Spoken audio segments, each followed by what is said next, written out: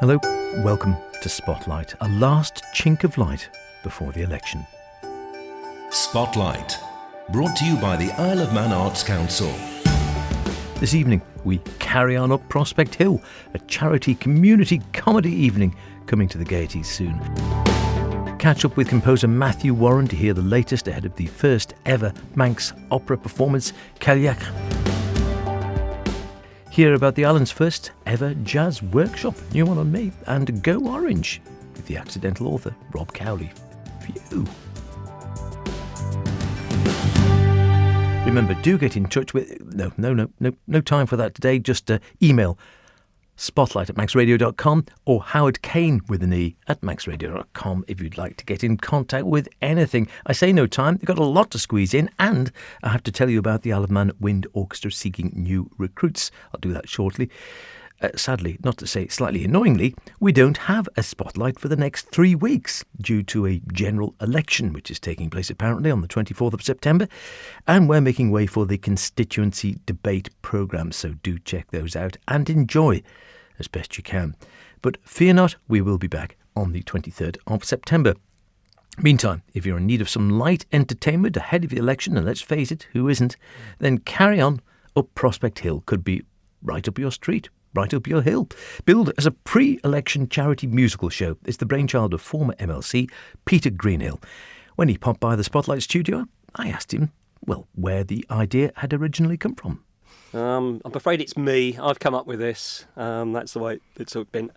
Over the many years, I've always changed words to songs. I'm not a singer, but I'm a player with words, a bit more of a Tim Rice than an Andrew Lloyd Webber, if we put it that way. And I've done that at corporate events, etc. And it just struck me that we really needed to raise some money for some charities. And at this time, in the 5-year cycle, it seemed a great idea to do something about government. And I spent 5 years up in Ledgeco. Of course, yeah. And for me, I thought, yeah, let's do this. We're not going to have a go at anyone individually at all. So came up with the idea. Wonderful. So it's billed as all of your favourite tunes, only slightly tampered with. So these are all hit tunes or big tunes, show tunes, people, pop tunes, numbers that people will recognise. And then the words are going to be, obviously, as you say, slightly tampered with in a humorous way, tongue-in-cheek, in order to make it sort of poke fun at the local political scene. Is that fair? Poking fun's the right thing, not having to go at any individual whatsoever. So I've stayed well clear of that, and I think that's the right thing. But also to get people involved as well. So there'll be a big screen on stage, and the words will be coming up there. And they'll be able to sing along, clap, and dig deep in their pockets. That's what it's all about. It's all for charity. That is what it's all about. So what about musicians then? Is this sort of a backing, or is this live music? How's that working on the music front? It's live music. So I think a lot of people on the island will recognise Dave Kilgallen. Oh, yeah. Dave, I could say, has been instrumental in pulling together the performances. I like what you did there. And he's managed to get the band and singers to comb in and rehearse. Oh, yeah, very good. Dave's going to be on keys. Yeah, on keys, not standing for keys, of course. And there's two plucky guys, Mark Burrows and Johnny G, if you've heard of them. They're on guitar. And Ed Wilson taking a stick on the drums. Then the singers, I think everyone's going to know those, I believe, who's been to the Gaiety many times. You've got Simon Fletcher, Mike Bonner, Joseph Long, Mandy Griffin and Debbie Gooding. So they've been fantastic singers. So that's been great. And on top of that, I am very pleased to announce that James Davis, who many people know, he will preside over the show. Not going to be the president, because we've already got a president elected. Don't want more than one, do we? He'll be the speaker, but the speaker of the limericks that I've written to introduce each of the songs. And he'll keep everyone in order during the sittings in the House of Gaiety. He'll do his job. He's a great guy, done fantastic. And if I can add just one other name to the list of people who's been really helping me, it's a massive thank you to Dave Armstrong. Again, a lot of people on the island know him. He's really helped me pull the whole thing together, and he's the graphical genius behind all the posters and the banners that you've seen around the island. So, they look great job. And very much in tune with the Carry On theme.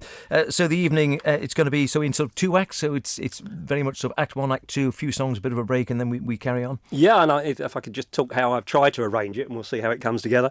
No, the first half relates to what happens pre-election. So there'll be a few types of people there. So there'll be newbies who are coming on, trying to get into keys. And some of the songs, you may have heard of Gimme, Gimme, Gimme Your Vote in the Morning. And then another ABBA classic, Take a Chance on Me. And remember the musical Oliver? Oh, yes. Oh, yes. yes. Yes. So I'd do anything for your vote, anything.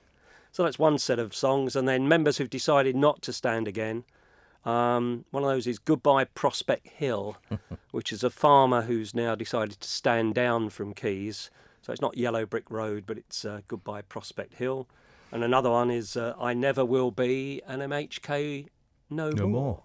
And then finally on those, in the first half, it's those who are actually looking to be re-elected. So not newbies, re-elected ones. And then there's an Elvis classic, It's Now or Never. And then there's someone who we think is going to be the Tim Ward Wizard. And someone will be doing a take on a Madonna song.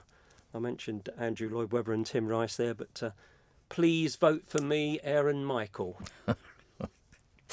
Very good. That's the first half. Oh. Second half's easier because it's split in between those who lost and those that won. So losers, someone singing, oh, thank you for the paycheck. Bee Gees, very kind of them, thanks very much, because they've given us Tragedy. The Beatles came up with Yesterday, All My Voters Seem to Fade Away. And of the winners, the classic there again, ABBA, is The Winner Takes It All. And a nice 18-year-old who's got voted in, who's the Tim Ward Queen. Bee Gees at the end, staying in keys. There you go. So it's those sort of things. Hopefully that will just get people to sing along with the words up on the screen for them. Brilliant. And as you say, it's very much about audience participation, this. It's not Absolutely. something where you're going to sit and just watch. Very much encourage those to go along to sing along with these numbers as well. Yeah, that's really absolutely what it's all about. And enjoy it, because at the end of the day, it's just raising money for these charities. And that's the key thing that we need to do. And support those 4 charities. And just give us those charities again then. So where Sure. did the charities come from? Okay, so the 4 charities fantastically well. They've been working together on this, so we meet up together and discuss how we're going to do things, etc. First one, Hospice Isle of Man. Their excellence in palliative and end-of-life care for our island community, and it's very prevalent in the news at the moment. We've seen. Yep. Forget Me Not, supporting dementia care on the island. I've seen Brain Tumour Charity, because they support island brain tumour sufferers in a very, very big way. And that's important to me, because I had a tumour removed about 8 years ago now. And finally, someone that called Manx National Heritage. A lot of people don't realise it is actually a charity. And what that charitable trust does is secures the future of our past. I mean, once lost, this heritage could never be replaced. So it's very important that money goes in there, they really do the right job. So that's where these funds are going into, and that's what we're all trying to do. Brilliant. So fantastic causes there. I know you've been, well, I don't know, I was going to say we spoke about it quite some time back. How long has this been in the planning then? It's because it's a massive venture taking these things on. I think it's only when you put something on at the gate you realise how much work goes into it. It's an awful lot of work. And unfortunately, if you talk to my wife about this, she would say that almost every time I hear a song on the radio, then I start rewriting the words to it. So there's a lot more songs than the ones we're actually going to do. But no, it's been in the back of my mind really for about 18 months or so, that this would be the right thing to do for charity. And it's just a matter of them pulling it all together. And timing-wise, it really needs to be in that gap before the next election. So suitable for everyone, family show, everyone come along? Absolutely. There's no words and nothing that's ever going to be said that's against anything. It's really encouraging everyone to come along. And in fact, it's strange that a number of the, if I could say, younger people actually know these songs very, very well as well. So that should work. Absolutely. I mean, they're very well-known songs. I mean, you've got the cream of the crop of some of the best musicians and performers and singers on the Isle of Man, you were mentioning earlier on. So it's, I think you're ticking all the boxes there, it has to be said. People want to go along then, what's the best way? How do they actually book their tickets? Okay, tickets through Villa Gaiety. So that's villagaiety.com/carry on. They'll go straight to the site and then book the tickets up there for 3rd and 4th of September. Brilliant. So, yeah, we should say, so 2 nights on there, 2 nights Two only? nights, Yep. 7:30 kick-off. I say that as a football referee. 7:30 kick-off on both of those. But, of course, when we're actually performing, it'll be just 3 weeks before all the people have to decide who they're going to vote for. So, hopefully that'll be great. This is true. Well, get yourselves along there. It sounds like a great night. Something for everyone. Tongue-in-cheek, but not having a pop at any individual. Just poking fun perhaps at the system in the best way, and with songs that everyone can join in and have a bit of a smile about. Just finally, but the sound of it then. So if it goes well, it sounds like you're already halfway there to volume 2 if the whole night goes well. Well, it could be, yes. We'll see how that goes. But having to wait 5 years for another one of those, though, I don't know. Yeah, let's get it going. Look, anything we can do to raise money for these charities, everyone enjoy themselves. That's really what it's all about. So let's do it. Sounds great fun. Raising money for equally great causes. Do go along and support it. Sing your hearts out. Have a good laugh at the establishment at the same time. What's not to like? Taking place somewhat sooner, this very weekend, in fact, 28th to the 30th of August, is something which came out of the blue, or should that be blues, for me at least, the island's first ever jazz workshop and concert weekend, happening down at King William's College. The musical maestro behind it is jazz fan and saxophonist Rolf Blocker. It's actually the first time I'm doing this, but I'm a musician most of my life. And I'm participating in workshops across in France, Germany, and we had a discussion amongst us here on the Isle of Man, amongst the jazz musicians I'm playing with, and they were very interested in joining these kind of workshops, but they said it's too far away. We need to have something on the Isle of Man, and said, okay, why not? Then we bring it to the Isle of Man.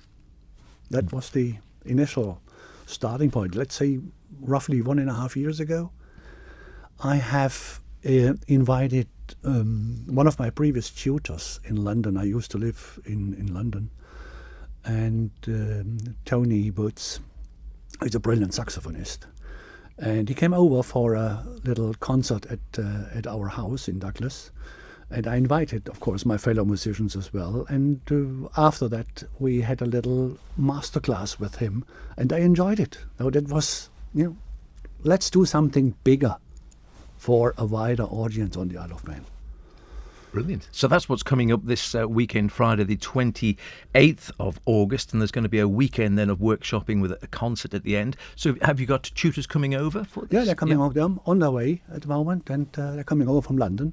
4 brilliant jazz musicians. Tony Woods, his wife Nettie Robinson, vocalist of absolutely brilliance.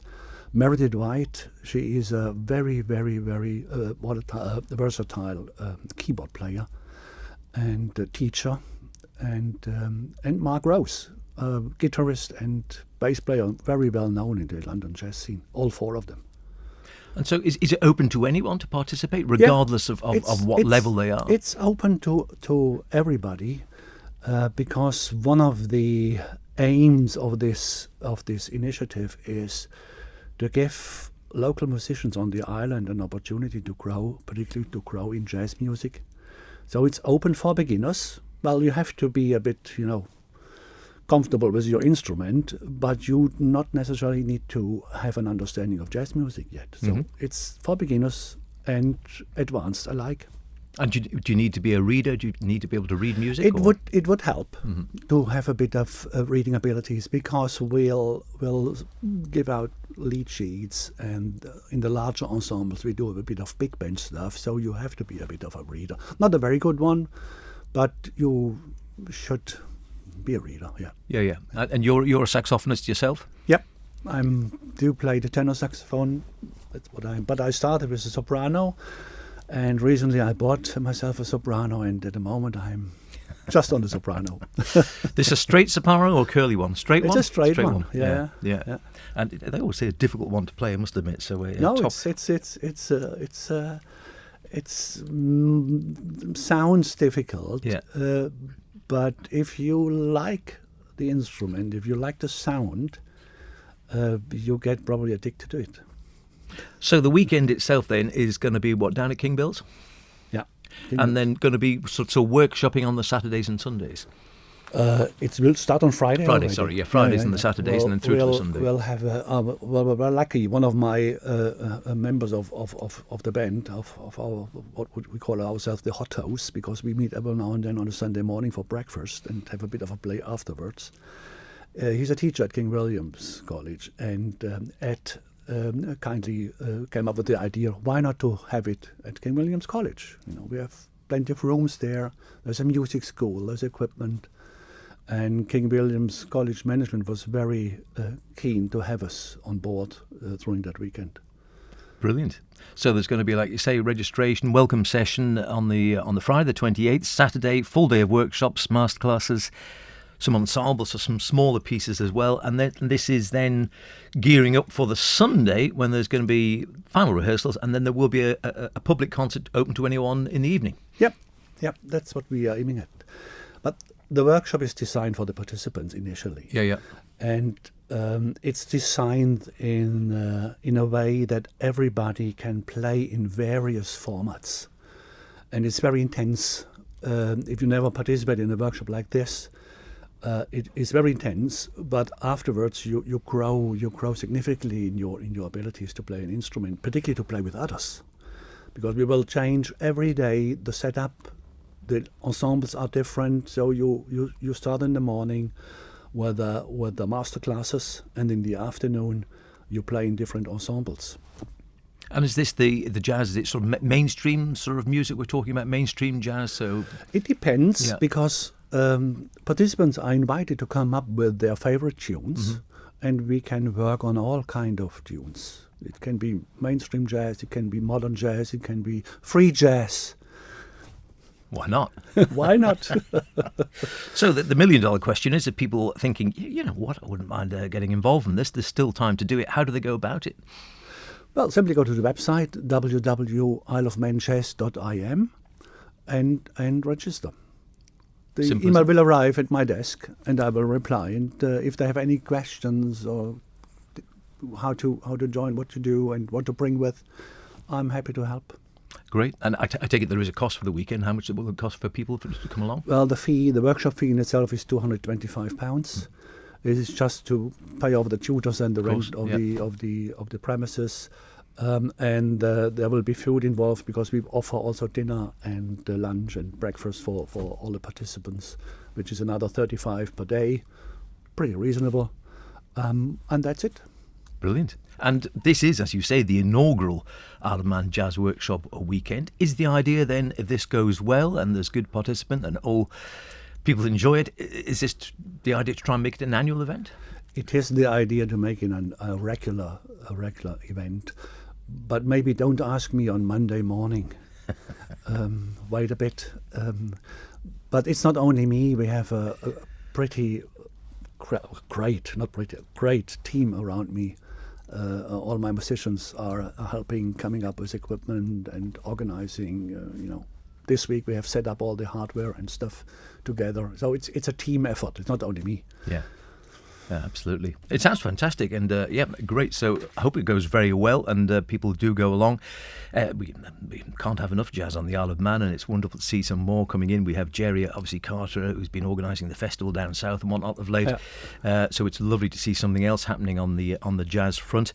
Just finally, we were just saying before, you rather like Stan Getz and such like. Have you got a favourite tune that you're hoping to work on over the weekend? Yeah, I got a very favourite one. I like from Paul Desmond, Embarcadero is one of my favourites. Yeah. Best of luck to Rolf and all of the participants. Lovely guy. It sounds a great idea. I do hope it works and becomes an annual event. And his version of Embarcadero turns out well. Details again and booking isleofmanjazz.im. Check it out. Who knows where it could lead. Spotlight, brought to you by the Isle of Man Arts Council. At the other end of the musical spectrum, or maybe I should say a different end of the spectrum, is opera. And we've been talking about the first ever Manx Opera, Cailleach, here in Spotlight pretty much since its inception. It's due to be performed the day after your favourite election, Friday the 25th of September, if you're in doubt. And alongside the premiere of the opera itself, there are also other musical premieres taking place on the day, which will in essence see two performances open to the public. Composer Matthew Warren called by for the last time ahead of the event, and he was still looking happy. So yeah, we've just spent a week in Manchester at the Royal Northern College Music, working with just outstanding performers, and this kind of come about through a connection through Culture Vannon that they're building with the Royal Northern College Music, which I think is really exciting for the island. And so we've spent a week with these performers trying to take what I've been writing over the last 6 months, really, in different forms, and make it something performable, which is always an interesting challenge because you, do, of course, discover all those things that seem to like a lovely idea on paper, and then when it comes to it, you go, actually, whose idea was this? This is a terrible idea. So you make all those revisions and make all those adaptations. But the wonderful thing about the performers we've been working with is, firstly, they're such an amazing quality. They're just complete professionalism and very willing to take the rough with the smooth. And we kind of worked out how this is going to take shape. And secondly, all lovely people. We've been so lucky to have such a genuinely delightful cast of people on the project. Is it scary, though, for the first time, after all that time, as you say, in your head and putting it down on paper, getting the manuscripts printed out and bound, as it were, and then handing it over to the performers and then saying, right, here we go, as it were? Is that a scary moment? Yeah, it's scary and exciting in equal measure. And this is actually why I love conducting so much.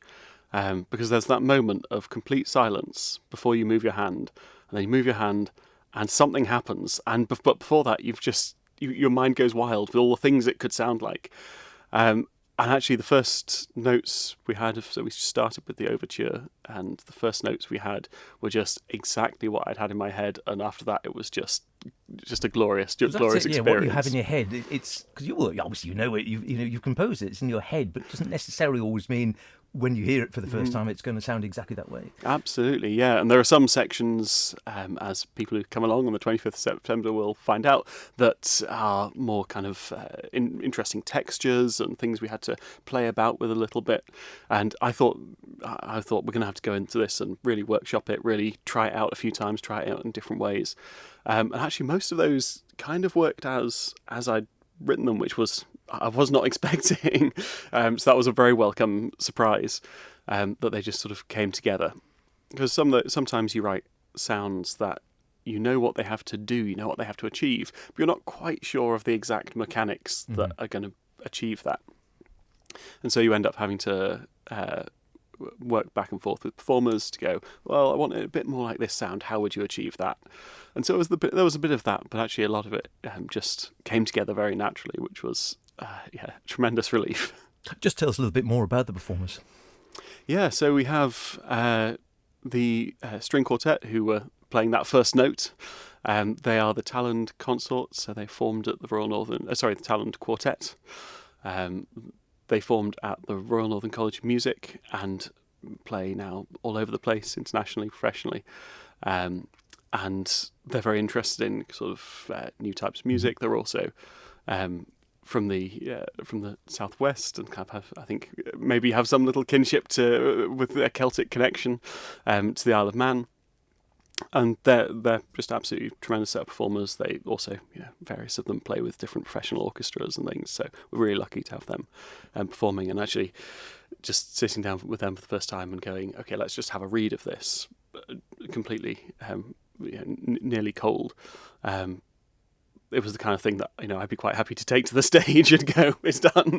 So it's that they're just wonderful performers. And then we have our two stage performers. So Hannah Andrusier, who's playing the part of Ginny, so the main role, it's a main singing role. So she's an outstanding soprano, again studied at the RNCM and then has been involved in their postgraduate programmes and performing at the Barbican and all these kinds of things. But the real treat about her is that her undergraduate was actually in languages. And so I think she saw this project and went, ooh, I'm interested in languages. And she's just been phenomenal at getting her head around the Manx. Operatic singers are used to singing in languages they don't speak and used to learning things phonetically. But I think just having that languages background really, really helped. So her score's amazing. It's all... the entire text is written out in the phonetic alphabet underneath, and that's what she's singing from, is this direct phonetic alphabet, which Ruth Kagan-Gell from Culture Vannon has done a lot of work to help her develop. And then finally, our other stage performer is Sanaya Singh. So she's a contemporary dancer who's worked a huge amount with Ballet Cymru, and in fact that's where I first came across her work, was in their production of Dream, which was a ballet retelling of Midsummer Night's Dream. She was playing the part of Puck, and she just has this unbelievable, sort of uncanny form of movement that almost seems slightly not of this world. And when I was writing the part she plays, which is the part of the Wren, I just had this very clear image of her playing it, and so I thought, you know what, I'm going to chance my arm. I'm going to write to her and see if she'd be prepared to play the part. And she got back in touch and said, well, as it happens, I'm about to go freelance. I'm looking for projects. And I was like, Perfect. It couldn't be better. So it's always nice, in a long project like this. I think those are the things that keep you going. When you come across something, you just go, "Oh, that just clicks. That just feels like it's meant to be. Like fate willed it." That really keeps you going on a project that's now been more than 18 months. I was going to say, it is long term. And we mustn't forget as well our own David Dawson directing as well. Absolutely, yeah. David's fantastic. He just brings such sort of fun and liveliness to rehearsals. He has this kind of ability to bounce off people and sort of co-create things with all the performers. That's really a joy to work with. And so, yeah, he and I were both at the RNCM all week trying to put something together to bring here in later in September. Absolutely. 25th of September. We'll come to that in just a moment. But the evening itself, there will be, of course, the performance of Cailleach in the evening. There's also an open dress rehearsal in the afternoon. But as part of the event, as you say, the talent are over. And you sort of spun this out so as well while they're here. They are going to be performing premieres, as far as I'm aware, of pieces by local composers. Absolutely, yeah. So it's speaking as a composer, it's a very rare opportunity to get amazing professional quartet or groups of any kind to perform your work, and so to hear your work performed at that standard is, I think, amazing, and something that I definitely leap at as a composer. And so what we want to do is, as we're bringing them over here, make the most of that opportunity. And we could have gotten to perform some standard repertoire or something, and that would have been amazing because they will play it beautifully. But I thought, actually, we could do something a bit more with this, a bit more exciting and a bit more benefit to musicians on the island. And so we launched an open call for scores back in the spring, and then with the quartet, we selected some of those scores to perform. So the first half hour of the concert will be a performance of pieces by Isle of Man composers, and then we'll have an interval, and then we'll go on to the opera itself. So yeah, the final lineup of composers for that first half hour, we have a piece by Mira Royal, who lots of people will know, the harpist, wonderful harpist, and she's actually arranged her new single for string quartet, which is going to sound lovely. A piece by Roy Baker that was commissioned by Culture Vannon, I think about 10 years ago. So that's an arrangement of The Sea Invocation. A suite of pieces by David Cowley, who people might know from the Tallis Consort, but also Mine's a Shanty, of course, as you all know, Alan. And very exciting as well, young composer Estelle Oak, who has written this piece of string quartet that's just so short and sweet and just beautiful. We have a composer who I'm first time coming across, but I'm really excited that her work's coming to the stage, Leah Sizova, and then also Tim Price, which of this parish, Manx Radio. Absolutely, long link here. But he's just, I have a huge amount of respect for his composition, and he's created this really interesting piece, all based on Manx conversations, Manx spoken text, but it's all instrumental. And so I'm really excited to see how that comes out. I haven't heard that one yet. I've in fact only heard one of the pieces performed by the string quartet. They're going away now to rehearse the others and see how they come together. But from what I've heard, it's just going to be the most fantastic set of premieres. As well as the actual musical performance, there's also something going to be happening, I think, or a chance for choreography. Yeah, so we again want to bring these string quartet pieces to life as excitingly as we can, and make use of the talent we have. And so we're really excited to say that we've commissioned contemporary dancer Emily Lally to create a new solo piece to go with the final piece in the first half. So you can look out for that that, ending the first half with a bang. Fantastic. So the evening itself then, it is over at the Cathedral in Peel. So I know tickets have been going very well, but it is going to, I'm sure it is going to sell out. So you need to get in there. Where do people to go to get their tickets? Yes, you can go to ticketsource.com/Cailleach. You can also look on my website, which is matthewwarren.info, and you'll find links there to the ticket pages, but also lots of other information about the production. And yeah, just to say, as I'm sure every arts promoter does, it helps us a huge amount for people to book in advance, because it means we can plan and we can predict kind of who's going to be there, and it just makes life a lot easier. So if you can, do get your tickets well in advance. And don't forget, as you were saying, that if you can't, and sometimes people are busy in the evenings and think, oh, I'd love to go to that, I can't go. But there is the afternoon. It's billed as a sort of an open dress rehearsal, as it were, or sort of practice. But in essence, it's going to be like a matinee, I suppose. Yes, yeah, exactly. So yeah, the open dress is our sort of our trial run for the premiere. So everything will be exactly the same as in the evening premiere. And people are invited to come along to that. And I should say the tickets are slightly cheaper for that if anyone is looking for a good bargain. Brilliant. And it's great to see, I think, finally, I feel like the community sort of got behind this one, haven't they? I think there's been, you've been pushing it very hard, been really good on sort of, like you said, getting it out there, being on social media, getting people involved and curious about the whole process of what it's going to be and such like. But yeah, there seems to have been a good head of steam behind it. Yeah, I think the most rewarding things was when I was told by a friend that they overheard two people talking about it in a bar on the other end of the island from where I live. So I'm like, okay, well, if it can go that far, then it's got the whole, it's got obviously quite a bit of interest behind it. I think that's really what's kept it going. Again, over 18 months, it's hard to keep your head of steam up. But really, the feedback from people and enthusiasm for it has been phenomenal, and I appreciate that so much, because that's what's got us here. Not only that, but of course the financial support from all our crowdfunding backers and from all our other funders, Culture Van and Arts Council, all those Sporting in Kind, the Steam Packet and Island Escapes.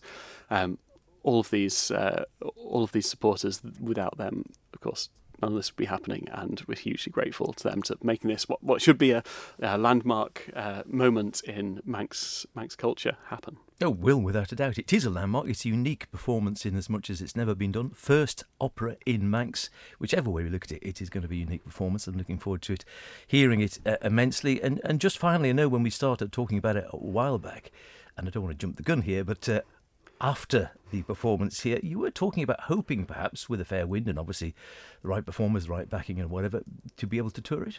Yes, so that's still very much the intention. We're hoping that by getting really good recordings and things of this performance, we'll be able to promote it to festivals across and festivals in different countries, and take it to hopefully to Celtic festivals, but also to classical music and opera festivals particularly. And again, the interest we've kind of where we've started probing. Obviously, mostly we're just buried in creating this one. Where we started probing, the interest is really, really good. In fact, we've just been the production has just been featured in Opera and Opera News, which I'm sure everyone here reads every day. Every day, it's one of maybe the two sort of leading opera publications in the English language, so it's sort of major publication in the field, and they've shown really good interest, and they've just published an article about the upcoming performance, which is again really rewarding and makes you think, okay, we're on something, and there's interest abroad as well. Brilliant. Well, best of luck and break a leg for the evening, and we look forward to hearing it maybe going on tour in the not too distant future. Thanks so much, Howard. Going to be a great evening, or indeed afternoon.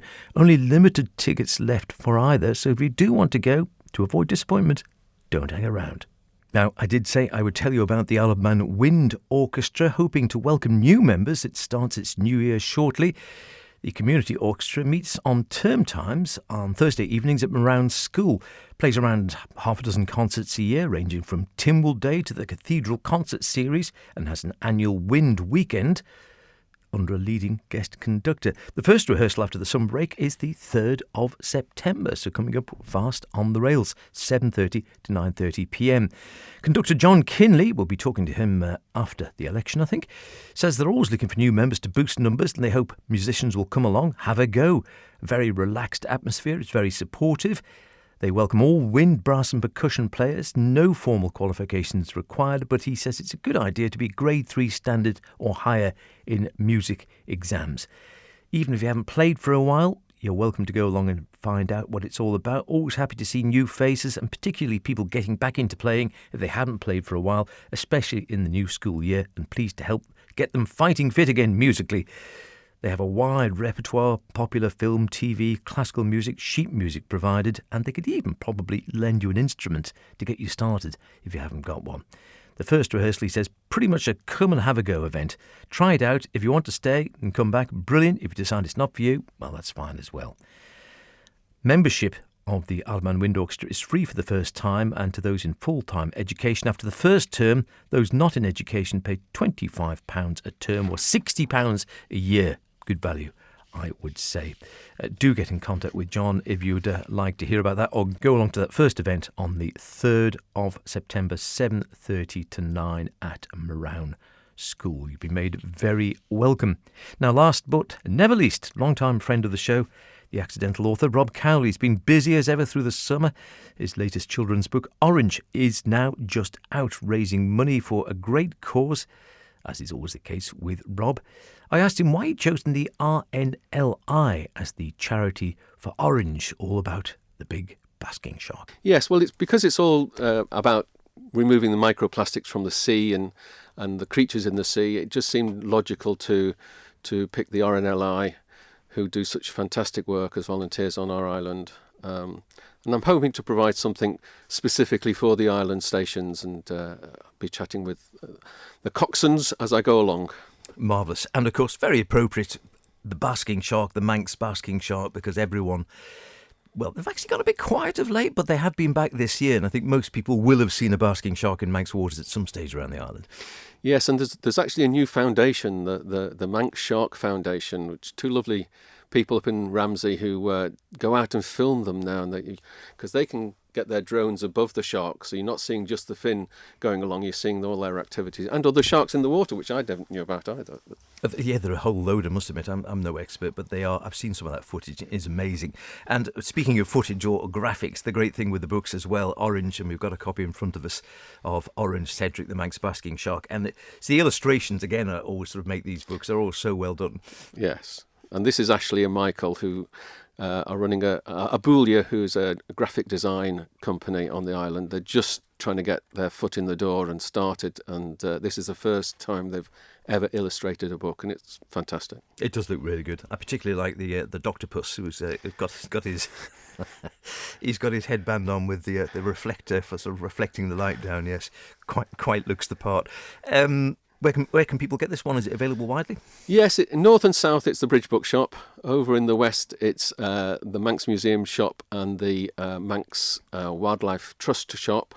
And then in Douglas it's again the museum shop, the mostly Manx shop, and the book company down on the street. And we should mention as well, at the back end of it actually says it on the front cover, you've also got another story, Super Sam Saves the World from Litter. Yeah, I always like to publish one of the stories that came into the creative writing competition. So that's Oliver from last year's 2025 competition, published in this book.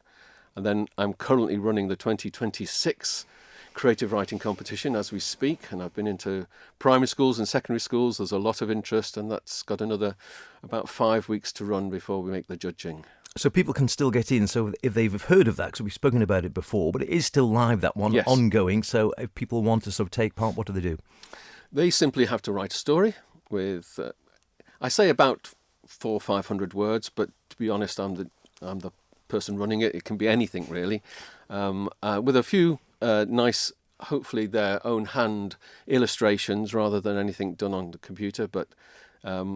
And they just have to get it to me. So there's posters up all round in all the bookshops, and even they can email me at manxman57@live.com with their entry. and then we will work through it and get them judged at the end of September. Wonderful. And no AI, please. I know it's always very tempting. Yes, it's always very tempting to try things like that. But I'm also going up to next Tuesday, the 1st of September. I'm going to run a creative writing workshop in Ramsey Library.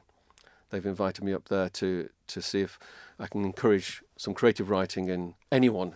Don't have to be 6 to 13. If you're any age and you want to come and talk to me about how I accidentally became an author, listen to my story and then maybe get some ideas as to create a story of their own. Marvellous. And in many ways, it's pointless using AI because the whole point of this is to discover the joy, as you were saying you've done yourself, the joy of creative writing. It's not meant to be a chore. It's something which is, is creative and pleasurable in its own right. And they are all checked, so I just simply put them through an AI checker. Yeah. So unfortunately, 3 were rejected last year, but it is something that you have to be more aware of, I think. Yeah, absolutely. So that's now on running. You can sort of do that. And then if you can get into the competition, you might then feature in the second big book of Magical Manx Tales. That's right. And if you get in the book, you get a prize, £20 actual cash. Oh, come on. And published as well. And published. We're liking this. And we're going to get those produced for Christmas. So we'll be finishing the competition the end of September. We'll be judging in October and getting it printed in November and out for Christmas. And last year, I produced 400 books and they sold in 2 weeks. Went like that, didn't they? Yeah. £1,000 for the children's ward at the hospital and £1,000 for Bridge the Gap, which is a lovely charity about getting teenagers who've been seriously ill back into education or back into work. So it'll be children's charities that benefit, and probably again the children's ward at the hospital. That's brilliant. And been a good level of interest again this year? Yeah, and I was up in Ramsey Tesco's with a table selling books the other day, and some of the students I'd talked to at Derby Primary School came over and they were just saying what stories they have written and they'll get them to me very soon. So there's been a lot of interest. Marvellous. And just in case that wasn't enough to keep you busy for the rest of the year, I was going to ask, and you actually, just as we were coming up, said, oh yes, so Orange, Cedric, who's out now, he's the last in the sort of the Rainbow Colour series. We've had all the colours of the rainbow, yes, I think, right, going through. However, there is another work which, well, actually, I think by the sound of it, it's completed already. Is it ready for next year? Herbert the TT Tortoise is on his way, and that's all about using solar power to defeat the hares this time in a race. He is written, it's still being polished, but the illustrations have been started again by Greer, who's illustrated 3 of the other books, and I'm hoping that will come out after Christmas in time for TT, and again raise money probably for TT causes. Brilliant. So that's something to look forward to. I knew you'd have something going on, because the last time we spoke, you said, well, I think it'll be the last one. Orange will be the last. And I thought, yeah, he's not going to just rest on his laurels, is he? He'll have something else to keep him busy. Brilliant. Just give us the details again if people want to get in contact, either where to find the books and if they want to get in contact for the creative writing competition. Manx157@live.com is the best way to contact me. And then the books are out north and south with the British Book Company, in the west over at the museum shop and the Manx Wildlife Trust shop, and then in town it's the mostly Manx shop, the museum shop and the book company. We'll catch up with Rob later in the year to hear more about the creative writing competition and, of course, the second big book of Magical Manx Tales. But that's it for now, and indeed until the 23rd of September.